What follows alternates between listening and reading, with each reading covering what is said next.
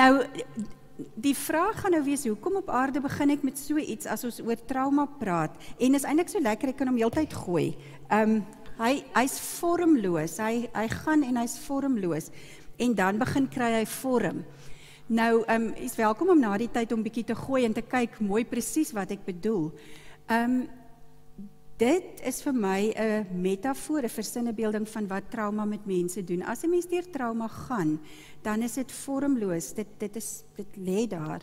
En geleidelik begin kry dit vorm. En ek dink dit is die kern van wat ek vanoggend net gou-gou wil deurdraf. Dat 'n mens beter verstaan. Iemand het gesê, as mens deur trauma gaan, het jy twee goed nodig. Jy moet verstaan hoe werk traumatiese geheue, en as jy so gelukkig is, moet jy iemand hê wat na jou kan luister. Nou, dit klink eenvoudig, daai twee goed. Ek hoop, ek gaan vanoggend so 'n bietjie help met die begrip vir trauma geheue. Hierdie prent is uit 'n eenvoudige kinderboekie uit, wat gaan oor goeie herinnerings. 'n hele storie van 'n man met 'n skuur agter in sy tuin, en 'n seentjie wat dan nuuskierig is oor wat gaan aan in die skuur, en dan as hy vir hom gaan wys, dan haal hy al hierdie bottels van die rak af, en dan vertel hy hom van die goeie herinneringe, wat in elke bottel is. Hier is sommer nog een prentjie om dit te wys. Vir my voel dit, en dan wil ek die volgende prentjie ook wys, dat in ons lewensgeskiedenis, is dit so, dat van ons van tyd tot tyd in 'n put gaan val. Die Bybel praat van the pit of despair. In ons lewensloop gaan ons deur uitdagings gekonfronteer word. Soms is dit intense trauma, soms is dit verhoudingsprobleme, maar ons gaan deur moeilike goed gekonfronteer word. Die ideaal is dan om dit te sien so, dat daar goeie, soos hulle in Engels sê, memory bottles is, en dat daar slegte memory bottles is. Die oomblik as 'n mens jou lewe in so 'n perspektief kan sien, dan loop 'n mens nie die gevaar dat 'n traumatiese gebeurtenis jou hele lewe oorheers nie. Dit is baie maklik dat dit kan gebeur, dit is ook binne die hele profiel van trauma, dat dit geneig is om 'n mens se lewe te oorheers. Ons praat van die hier en nou, wat oorheers word deur die daar en dan, of soos hulle in Engels sê, the here and now, wat oorheers word deur the there and then. En dan gebeur dit dat 'n mens in 2016 is, maar dat jy in jou kop eintlik in 2002 is, of wanneer ook al die traumatiese gebeurtenis met jou gebeur het. En dan ongelukkig neem dit kwaliteit lewe weg. So ek dink dit is een van die redes hoekom 'n mens met trauma moet werk, dat dit nie elke dag die kwaliteit van 'n mens se lewe aanraak nie. Dit is dan wat gaan gebeur as 'n mens met daai trauma sit en dit oorheers elke dag. So een van die groot uitdagings met traumatiese gebeure is om sinvol ook in die hier en nou te kan lewe. Trauma werk op 'n baie spesifieke manier met geheue. Flashbulb memory is 'n kerndeel van trauma. Ek is seker jy kan onthou waar jy was met die Twin Towers toe dit gebeur het. Baie keer in werkswinkels kan mense vir my presies sê waar hulle was. Hulle het baie keer ook 'n sensoriese herinnering. Hulle sal sê hulle was besig om 'n koppie warm koffie te drink. Hulle kan nog die reuk van die koffie onthou. Ek kom van Woester af en ek was daar toe die aardbewings gebeur het. Redelik, ek gaan nie nou my ouderdom weggee nie, so kom ons bly maar stil oor hoe oud ek was. Maar ek kan baie helder onthou sekere sensoriese goed rondom daai aardbewing. En ek kan goed onthou van wat die meubels in ons sitkamer, wat ek nie kan onthou as ek nie spesifiek terugdink aan die aardbewing nie. So dit is wat hulle noem dan flashbulb memory. Nou met 'n mens se eie gebeure, goed wat met jouself gebeur het, is dat dan ook flashbulb memory wat op 'n sekere manier vasgehou word in die primitiewe brein. Net baie vinnig, daar's 'n groot verskeidenheid ekstreme lewensgebeurtenisse wat mense mee gekonfronteer word. Daar is maar die een in Mannenberg 1999, sommige van julle sal nog kan onthou, die tornado, mini-tornado. In Suid-Afrika, hier gaan ons baie kort by stil staan, maar in Suid-Afrika het ons 'n gecompliseerde trauma profiel. Daar is die geweld, non-intentional injury, indirect trauma, multiple trauma, maar ek het as deel van my studies het ek die media gemoniteer vir omtrent 5 jaar, en uit dit het ek 'n tipologie saamgestel wat ek baie kort net ook nou sal wys. Ons kyk net eers hier, dit is ongelukkig die realiteit in Suid-Afrika. Wat wil jy word as jy groot is? Ek wil net lewe. Ek wil net eers in die eerste plek oorleef. Trauma in skole, 'n geweldige uitdaging, omdat dit die kinders se leer so direk beïnvloed. Daar is ons van die kategorieë, en hierdie is nooit staties nie, dit brei die hele tyd uit. Toe ek jare terug my studies begin het ek nooit gedink, ek sal seerowery moet opsit nie. Maar as julle nou gaan dink, hoe erg die probleem is rondom seerowery, dan, dit is nou maar net een voorbeeld om te wys dat hierdie kategorieë die hele tyd uitbrei. So daar is die goed wat binne families gebeur, vervoer verwant, kriminele victimisasie, en dan veral met gewere en messteke. Dit is asof sommige mense dit as 'n vorm van probleemoplossing sien. Jy maak my kwaad, nou steek ek steek jou met die mes. Of jy het my nou kwaad gemaak, of jy is op my terrein met wat ook al, so ek skiet jou. 'n baie groot uitdaging vir ons om te kyk of ons nie groot dele van die gemeenskap aan 'n probleemoplossing kan bied nie. As hierdie impulsiewe tipe van reaksies nie. Geweld oor bronne is 'n groot realiteit in Suid-Afrika. As mens gaan dink aan taxi-oorloë, perlemoenoorloë, oor vissery kwotas, dit gaan baie dikwels oor bronne. Dan is daar die ritualistiese misbruike, ontploffings, mob behavior, freak accidents, en daar is 'n hele reeks van fratsongelukke wat met mense kan gebeur, trauma in skole, dierverwante insidente en dan human trafficking. Breedweg lê dit dan binne wat hulle noem acts of human design, technological related of natural disasters, en baie van die rampe of die trauma is 'n mengsel hiervan. Die van die wat Medispruit, die ramp by Medispruit kan onthou, toe die wal meegegee het en sluk en modder oor die dorpie gegaan het, was maar 'n kombinasie blykbaar van 'n tegnologiese natuurlike ook, want dit het baie gereën, en dan human design. Iemand het 'n oordeelsfout gemaak in terme van hoe vol daai dam kan wees. En die rede hoekom ons hierna tog kyk, die agtergrond tot die trauma, wat dit veroorsaak het tog 'n effek op hoe mense dit beleef. So dis tog belangrik om net daarna te kyk. In terme van ons meer professionele siening, is dit dan daai 3 kategorieë. Ek dink jy het ook daarna verwys, die enkel insident, akute trauma, die tipe 2 waar daar iets soos mishandeling herhaaldelik gebeur. Die rede hoekom mens die onderskeid ook moet verstaan is, met 'n akute gebeurtenis word die trauma anders hanteer as wanneer dit 'n langdurige trauma is, waar daar meer ontkenning en onderdrukking miskien is. En dan iets wat nodig geword het ongelukkig in die wêreld is die komplekse kumulatiewe trauma, waar die boonste 2 kategorieë net nie meer genoeg is nie. Wat hartseer is, mense wat herhaaldelik blootgestel word aan baie intense trauma. Hier net baie kort, ek gaan vandag meerendeels praat op die fisiologiese vlak in terme van hoe die brein werk met trauma, maar dit is baie belangrik dat mens op al daai vlakke moet fokus wanneer 'n mens met trauma werk of dit wil verstaan. Dit is werklik multidimensioneel, en daai verskillende vlakke is met mekaar geïntegreer. Hierdie is eintlik maar die kern, dat mense wat getraumatiseer is, moet verstaan dat trauma geheue is anders as gewone herinnerings. En dit is waar psycho-education, of wat sal mense dit in Afrikaans noem, net inligting, psigo-opleiding, in terme van die trauma geheue so belangrik is, dat mense verstaan hoe die sintuie daarbey betrokke is, en dan, wat vir my 'n baie handige konsep is, en wat ons gou gaan uitpak vanoggend, is die WAMs en die SAMs. Dit is 'n handige konsep, want dit laat mens verstaan. Ons sal nou daarby kom. Mama Jack, die rede hoekom ek dit hier op het, en ek gaan nie erken dat ek het gekyk het nie, maar nou moet ek seker.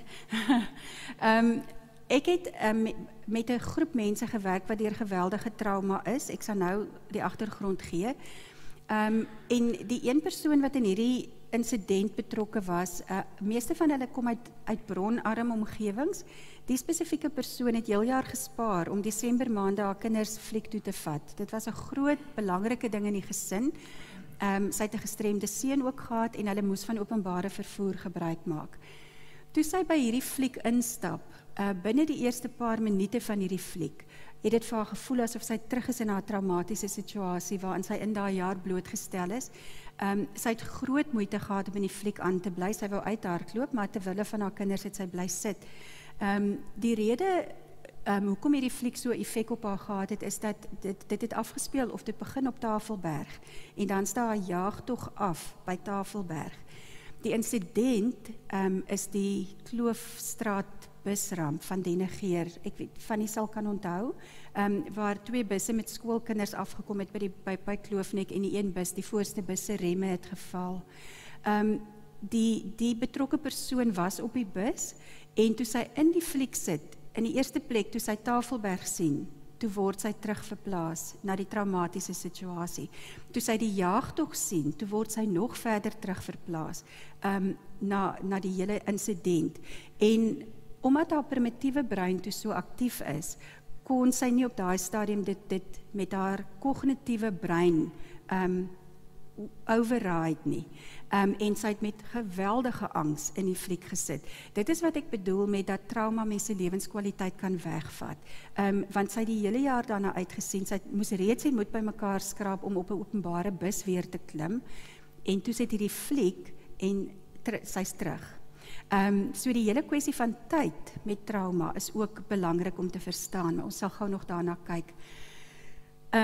Iemand het gesê, my skin feels too big na 'n traumatiese gebeurtenis. Ek het gewonder, hoe is dit? Want vir my sou dit voel, as ek deur ernstige trauma is, asof my vel te klein is, want alles sal wil uitbars uit my uit. Toe ek haar vra, het sy dit gesê, I've shrunk to a lesser person than before. En dit was net vir my so kragtig, die insig ook, dat sy voel, nou is sy hierdie klein persoon binne hierdie vel, haar hele lewe is geïmpakteer deur die trauma. Ons gaan nou nog 'n voorbeeld of wat kyk, maar voor ons dit doen, net vinnig iets oor die approach avoid met trauma, is baie belangrik. Mense eerste instink is, jy wil nie daaraan dink nie, jy wil nie daaroor praat nie, jy wil net dit afsluit, jy wil net 'n deksel opsit. Maar ongelukkig is dit so dat, omdat 'n mens die hele tyd gekonfronteer word met sintuiglike belewennisse, en 'n mens se sintuie aanvanklik die trauma opgetel het, en 'n mens sit met 'n baie primitiewe brein, wat nie verstaan dat ons nou in 2016 is nie, het 'n mens hierdie situasie dat mens word ingetrek tot in die middel van die trauma, sonder beheer. Wat ons probeer doen, is om vir mense te sê, gaan nader aan jou trauma en probeer langs aan dit staan en werk daarmee bietjie vir bietjie. Wat nie maklik is nie, en aanvanklik veral is dit nie maklik nie, maar dit is wat ek bedoel met die approach avoid, want trauma, die aard van trauma is, dit trek jou die hele tyd in, dit trek jou terug in die traumatiese gebeurtenis in. Hierso dan ook die kleur oranje, dit gaan dit net 'n bietjie meer prakties maak. Ek het met 'n dogtertjie gewerk wat baie sensitief was vir die kleur oranje. Sy het niks van die kleur gehou nie. Sy sou byvoorbeeld die koutjie penne optel en in die hoek van die vertrek gooi en keer op keer sê, I don't like that color. Dit was 'n baie akute weerstand. En as ons dan met trauma werk, 'n mens probeer dan hierdie heropbou, né? Ons het al gesê dis hierdie nie gedefinieerde blob amper. Mens probeer dit opbou en dan gaan 'n mens stukkie vir stukkie terug en ek werk met ons bou die trauma toneel en ons het karretjies en mense en wat ons op die toneel mee werk.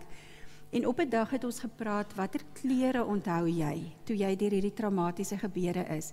En sy was ook een van die Dennegeer busongelukslagoffers en sy het net skielik daai onthou. As ek nou hierdie wyspoort van u te weet, as 'n mens afry by Kloofnek, is daar rotse aan die kant van die pad en daar groei hierdie tipe mos amper op die rotse wat 'n oranje kleur is. Iewers in die proses van werk met hierdie trauma het haar primitiewe brein vasgevang dat oranje is 'n gevaarlike kleur. Onthou ook as 'n bus toe die bus daar afgekom het, was dit nie ons gewone spoed nie. Dit was stop, ruk en teen 'n baie vinnige spoed. En die rotse het nie gelyk soos gewoonlik as ons by Kloofnekweg sou afry nie. Dit was 'n vreemde patroon en samestelling. En in haar primitiewe brein het sy dit dan nou vasgevang dat oranje is gevaarlik. Wat eintlik, dis hoekom ek sê, trauma is eintlik baie logies, nê, as 'n mens daaroor gaan dink. En die oomblik toe ons daaroor kon begin praat, het die die negatiewe gevoel teenoor oranje geleidelik begin afneem, want sy het nou woorde gehad daarvoor. En hierdie is dan presies wat ek bedoel met die Vams en die Sams. Kom ons gee net gou daai twee goed bietjie betekenis. Wanneer dit nog net 'n negatiewe gevoel is, ek hou nie van die kleur oranje nie, is dit wat ons in Engels sê situationally accessible memory. Dit lê in die situasie. Die oomblik as sy oranje sien, dan voel sy nie lekker nie. Maar sy het nie woorde nie, sy weet nie hoekom nie. Die oomblik as ons kan sin maak uit hierdie en sê, maar wag 'n bietjie, die oranje is deel van die ongeluk waarin jy was en dit het te maak met die rotse aan die kant van die pad. Nou dit woorde, nou is dit wat ons sê verbally accessible memory. En dit is die skuif wat ek bedoel. Die situationally accessible memory, die SAMs, lê in die primitiewe brein. Ons gaan nou bietjie net daarna kyk. Die VAMs lê in die bietjie meer gevorderde deel van die brein, die hippocampus, wat vir my amper 'n laaikassie is waar ons ervarings kan liaseer. Jy maak hom oop, jou ervarings rondom dood, jy kan hom oopmaak, jy werk daarmee, jy kan hom weer toemaak. En dit is dan, hierdie raak dan 'n baie spesifieke memory bottle, as ons kan terugkyk na ons eerste prentjie daar. Die memory bottle van my ongeluk, en een van die goed in daai bottle is dat die kleur oranje het op 'n sekere stadium vir my 'n betekenis gehad wat nie lekker was nie. So dis die VAMs en die SAMs. Ja, dan praat ons van die dialectic nature of trauma, maar dit is maar net presies daai werk tussen nader aan die trauma en dan terugtrek van die trauma, die approach and avoid. En dit is soos hierdie prentjie. Dit is eintlik, ek weet nie wie van die kan hierdie doen nie. Ja, ek ook. Hulle sê ook, is sommer goed vir mense, as jy lank op die rekenaar gewerk het, dis sommer net 'n advertentiebreek. Maar dit is soos hierdie. As 'n mens nou na hierdie prentjie kyk, party van die sal hom sommer daar kan sien. Op daai, dan kyk jy mos in en jy sien die prentjie dan weer uit en dan weer gaan jy weer in die prentjie en dan weer uit, en dit is tipies hoe die dialectic nature of trauma werk, die approach avoid. Hierdie is dan net ook ja, jammer vir die voorbeeld, maar dit is om die punt te maak van hoe belangrik dit is om die trauma geheue te kry van hierdie ongedefinieerde tot 'n meer gedefinieerde vorm. Hierdie spesifieke seentjie het gesien hoe sy boetie doodgery word op 'n fiets deur iemand. En hierdie is die prentjie wat hy geteken het 'n dag of 2 na die voorval. Jy kan sien daar, dit is 'n bang prentjie, dit is erg. Nou, en hierdie is dan spesifiek ook situationally accessible memory, nee, dit is kom uit die primitiewe brein uit. En die dae daarna het hy hierdie prentjie aan mekaar gesit, waar hy gesê het hoe oud hy is, hulle het gaan fietsry, daar was 'n ongeluk, sy boetie is dood, hier is die ondersteuningsstelsel, dis hoe hy gevoel het, hy onthou baie dinge, ja, so ek wil hom net terugvat na die eerste prentjie, toe kan jy sien, hierdie is baie erg, die narratief wat daar uitgekom het, maar dit het woorde, terwyl hierdie is net hierdie enorme, ongedefinieerde klomp fragmente van trauma. So mens wil probeer op die eind om die storie daar te kry. En hierdie het met baie speel en ander goed saamgegaan. Mens wil beweeg van die muddled prentjie, muddle to real to clear. Nou, ek het lank in die klerebedryf en fabrieke gewerk en ook met 'n groep vrouens wat deur baie erge trauma is. En hulle het gesê, wat hulle wil doen met hulle trauma, hulle sien dit soos 'n venster, en hulle wil window lens daar opsit. En dis vir my baie mooi beeld. Mens wil dit bietjie vir bietjie skoon maak, sodat die mekaar prentjie, wat mens aanvanklik het, die werklike prentjie kan word. En dan later, die helder prentjie. Die helder prentjie is iets wat kom na mate daar goed kan bykom, soos vergifnis, of betekenis kry uit trauma, wat partykeer 'n baie lang proses kan wees. Goed, nou net 'n kort verduideliking, jy moes dit nou eintlik kom doen het. Wanneer iemand getraumatiseer word, en ek dink dit is belangrik om te verstaan hoe die trauma geheue vasgelê word, die oomblik as jy besef, hier is nou 'n baie ernstige lewensgebeurtenis aan die gebeur, dan skei mense by niere 'n hele klomp neurohormone af, en dit maak dat jy beter kan sien en beter kan hoor, beter kan ruik, selfs die longsakkies vergroot, sodat daar beter asem toevoer, suurstof toevoer in die liggaam is. Maar presies hierdie proses maak dan ook dat die trauma herinnerings in die primitiewe brein gaan lê en nie in die hoër funksie brein soos wat ons gewone herinneringe gaan lê nie. As ek vir u vra hoe dit vanoggend gegaan met die opstaan, vir party mense is dit dalk traumaties, maar dan sal meeste van ons kan sê, ek het opgestaan, dit was bitterkoud, ek het my pantoffels gesoek, ek het gaan koffie maak, en mens sal hom lineair kan gee. Daai seentjie wie se boetie doodgery is, as ek vir hom daar gevra het, vertel vir my wat gebeur het, sou hy die storie waarskynlik heeltemal die mekaar in vorm van fragmente vir my gegee het, omdat die neurohormone wat vir mense in staat stel om te oorleef, om vinnig te reageer, of baie keer te vries, maar daai neurohormone maak dan dat die wat met jou gebeur nie na die hoër funksie brein toe gaan nie, want hulle sê ook, as dit na die hoër funksie brein toe gaan 'n mens dadelik vasstaan met 'n klomp ander goed, van hoekom gebeur dit met my, wat gaan nou hier aan, en mens gaan die betekenis begin soek, en mens gaan 'n klomp ander hoër funksie goed doen, terwyl mens moet eintlik net op 'n primitiewe manier kan reageer. Maar nou ja, dan word dit soos 'n tweesnydende swaard. Hulle sê daar, it disrupts the processes of memory formation, want die amygdala vat nou beheer oor die stoor van hierdie herinneringe. Die funksie van die hippocampus word tydelik opgeskort, en die hippocampus gee dan nie 'n raamwerk vir die herinneringe nie, en daarom het die traumatiese herinneringe nie konteks nie, en is dit gefragmenteer. Hierdie wil ek net tog vir julle wys, lekkerder om dit in die somer te doen, as in die winter, maar hierdie is in 'n mate iets wat ek baie al gebruik het in berading ook, 'n metafoor, 'n voorbeeld, 'n simbool van die primitiewe brein, waar trauma baie keer vasgevries word. Onthou ons het gepraat van die approach avoid, dat dit so erg is, dat 'n mens dit vries, maar dan lek dit lek uit. Hulle praat van 'n leakage of anxiety, en as 'n mens nie baie bewuslik hiermee werk nie, dan is jy nie altyd bewus dat dit die trauma is wat hierdie motiveer nie. Ek sal, of is welkom om daarna te kom kyk na die tyd, maar dis ook hierdie gedagte van die traumatiese gebeure is so erg, dat ek my voet op 'n trapdeurtjie moet hou, om dit daar te hou. Nou, dink nou, as ek moes 'n trauma, ons sê die trauma, ons sê nou maar dit is 'n metafoor van die trauma geheue, en ek moet hom nou onder hierdie trapdeurtjie hou, dan gaan ek mos nou hier so moet staan, en ek gaan nie kan beweeg nie. Met ander woorde, my leer gaan ingekort word, my verhoudings gaan daardeur geraak word, my beweging, my lewenskwaliteit gaan daardeur geraak word, want dit is nou gevries. Dink ook 'n bietjie hoeveel energie vat dit om iets gevries te hou. Daar moet die hele tyd daar energie op gefokus word.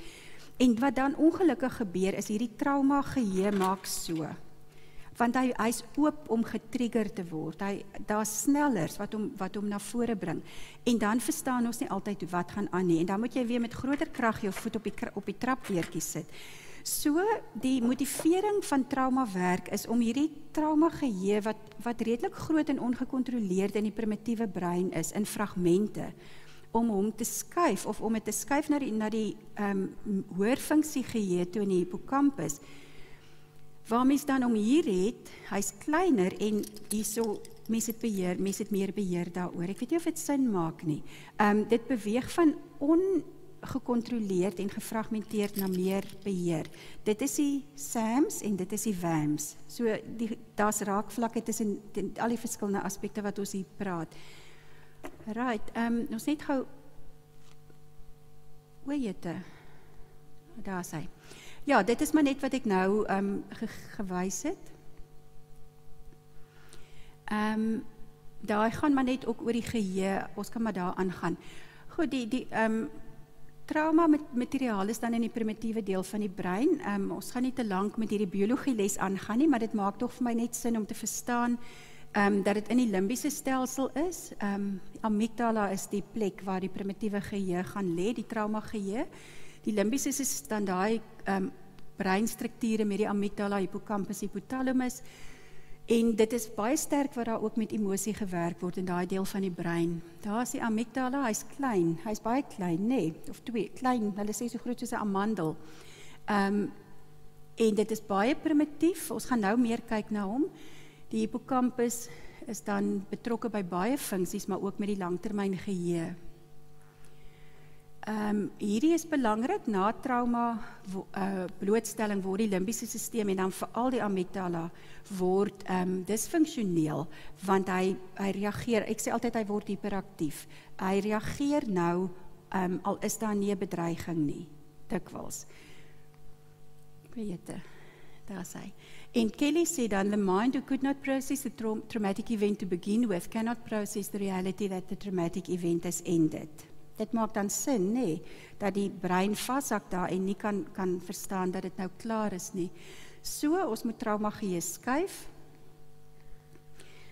Ek het hier 'n breinprent wat seker een van die handigste goed is wat ek nog ooit in 'n boekie gekry het, Horrible Science. Ek het 2 seuns groot gemaak, so daar was sulke boeke in my huis. En hierdie prentjie is The Brain for Dummies. As jy daar kyk, dan nommer 13 daar is dan die primitiewe geheue. En as 'n mens om hier kyk, dan sou allerhande monsters en goed wat uit die hokke wil uit hier in hierdie gedeeltetjie daar. En ons wil dit skuif van nommer 13 na nommer 14 toe, die hippocampus, wat vol is met leerkabinette, waar mens dan bewustelik kan werk met mense trauma. Daaronder is sommer net nog 'n prentjie wat iemand geteken het daarvan, die amygdala en die hippocampus. So onthou weer, in die amygdala lê die situationally accessible memory, die SAMs, en in die hippocampus lê die VAMs. Trauma geheue, laat ons net gou kyk hoe dit lyk. Iemand het gesê dit is soos 'n legkaart waar die kante is nog redelik daar, maar die binnekant is heeltemal die mekaar. En dan het iemand gesê dit om daarmee te werk, moet jy amper soos met hierdie sneeuballe wat 'n mens kry wat jy so skud, moet jy dit skud sodat dit op 'n ander manier kan val.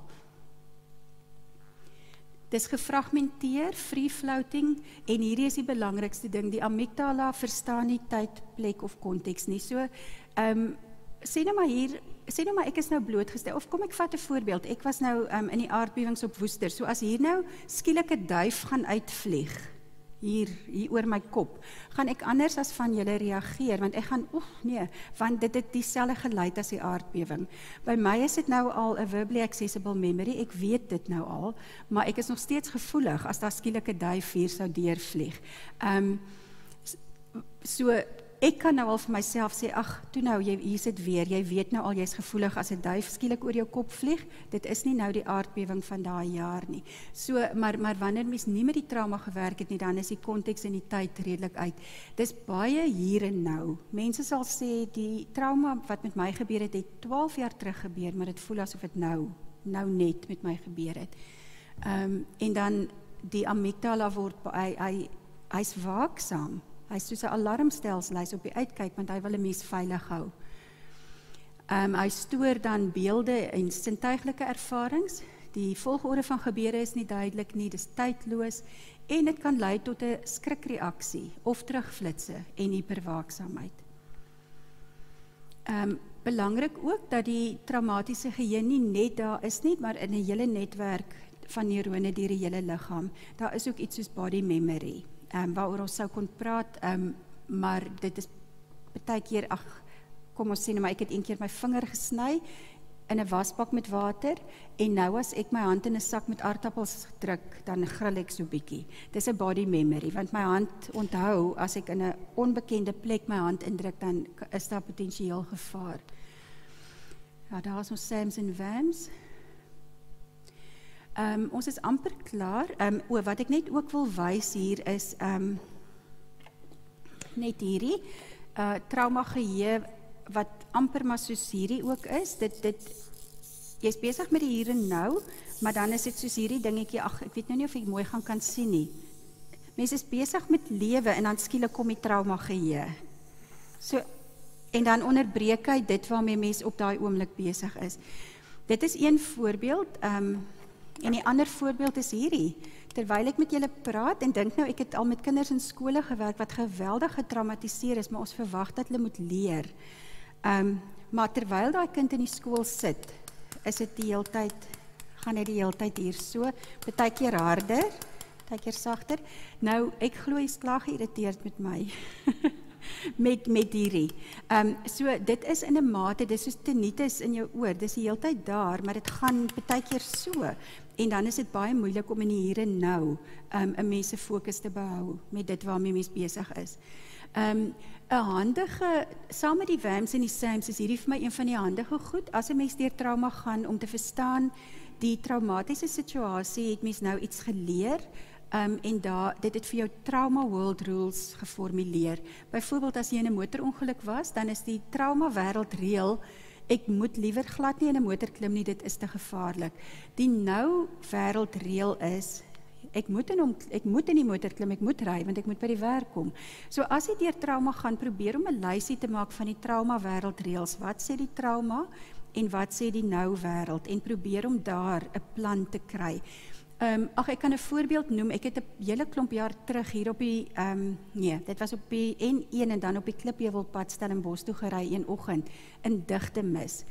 En soos dit baie keer daar gebeur, was daar ongeluk redelik vorentoe, maar die verkeer het verskriklik skielik, toe ek deur die mis so om die draai kom, toe staan die verkeer. En op 100 km/h is dit nogal gevaarlik, en iemand het ligte geflits, en dis al hoe ek besef het, hier is nou moeilikheid. En ek het reg voor die aankomende karre ingegaan, en deur absolute genade het niemand getref nie, almal het net so al kante toe. Maar dit was baie traumaties, maar gelukkig was die uitkoms goed, so ek kon redelik leer uit die ervaring.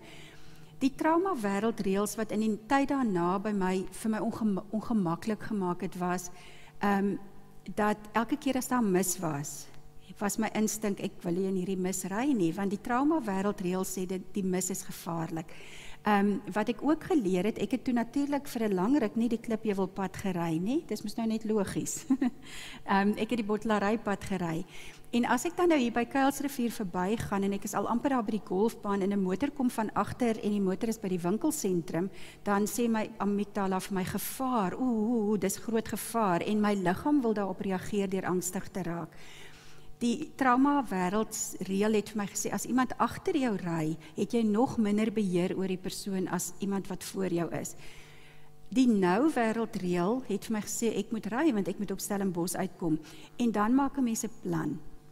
Ek het nog altyd vir myself gesê, as ek 80 ry in 'n 60 sone, gaan ek nie aftrek as iemand van agter kom nie, want ek ry klaar te vinnig. Ek gaan nie in die geel streep nie. Dit is so half maar my ding gewees. In daai post-trauma tyd het ek vir myself gesê, in die eerste plek het ek vir myself gesê, dis nie die dag wat daai amper ongeluk gebeur het nie. Hierdie persoon is regtig baie ver agter my, minstens 400 meter. En om dit vir myself gemakliker te maak, gaan ek in die geel streep trek. So dis die strategie, om te werk tussen die trauma wêreldreël en die nou wêreldreël. Onthou, die amygdala verstaan nie afstand nie. So al wat hy registreer is, daar's 'n motor hier agter, al is dit 400 meter ver, dit is gevaarlik. So baie van die trauma aspekte is ook selfspraak en verstaan, en dan nou hierdie spesifieke aspek verstaan. Afsluiting net, trauma blootstelling veroorsaak met ander woorde trauma geheue, en dit kan 'n mens in die verlede intrek. Werk met die where and then from the here and now. Probeer in die huidige oomblik bly, en probeer daai traumatiese gebeure in 'n historiese perspektief sit, laat hy nie oor elke dag geskade weer gooi nie. Baie makliker gesê as gedoen. Ek besef, dit is 'n baie groot ding, maar dit is moontlik die uitkoms waarna ons werk met trauma. Om in die hier en nou te lewe, kan dan geblokkeer word amper, as 'n mens die hele tyd vreesagtig lewe, en met hyperwaaksaamheid, en die amygdala wat mens, soos hulle ook sê, in the land of avoid intrek. Probeer in die land of approach lewe, maar dit kan ook baie keer eers later gebeur. Onthou, daai neurohormone bly vir 'n hele ruk in 'n mens se liggaam, en elke keer as jy 'n skrikreaksie het, dan kom daar weer 'n bietjie neurohormone. So wees geduldig met jouself, en in elk geval, hierdie wat ons nou hier gepraat het, is nie iets wat 6 weke na die tyd kan gebeur nie. Dit is iets wat oor tyd in 'n proses gaan gebeur. Daar is die Egiptiese legende waar die groot koning Osiris blykbaar opgekap is deur sy vyande, en hulle het sy liggaam in baie verskillende plekke weggesteek. En sy vrou het toe nou gesoek vir al hierdie, soos hulle sê, die dismembered pieces in order to remember him. Nou dit is, in daai hele re met die koppelteken member, dit is wat 'n mens ook hier wil doen. Hierdie is in 'n mate dismembered. Nee, okay, gaan nou weer probeer weer gooi, maar jy gaan weer op. Okay, dis dismembered, maar mens wil dit remember. En net so wil 'n mens dan mense wat deur trauma beïnvloed is help, om daai gefragmenteerde en versplinterde herinneringe op die ou end by mekaar te kry, sodat hulle daaroor kan praat, sodat hulle kan sê, dit is wat met my gebeur het, dit is my een memory bottle. En 'n mens kry mos altyd jare in jou lewe, 'n jaar of dalk 2 jaar, wat dit net, alles gaan net verkeerd, dit is regtig nie goed nie. Maar dat as 'n mens 5 jaar later is, dat 'n mens probeer om daai 2 of 3 jaar, of daai enkele insident, of daai reeks insidente in hulle bottels te plaas, in die spasie, in jou hippocampus. Miskien moet ons sê, die hippocampus het dan nie leer kabinette nie, maar rakke vir die bottels. En dat 'n mens dan met hulle werk, en elke af en toe die bottels met die seer kry, bietjie afhaal, gaan kyk wat gaan daar aan, bietjie daarmee werk, en hulle dan rustig weer terugsit, met ook 'n aanvaarding, ons is mense, en slegte goed gaan met ons gebeur, maar daar gebeur ook geweldig baie goeie goed op ons lewenspad.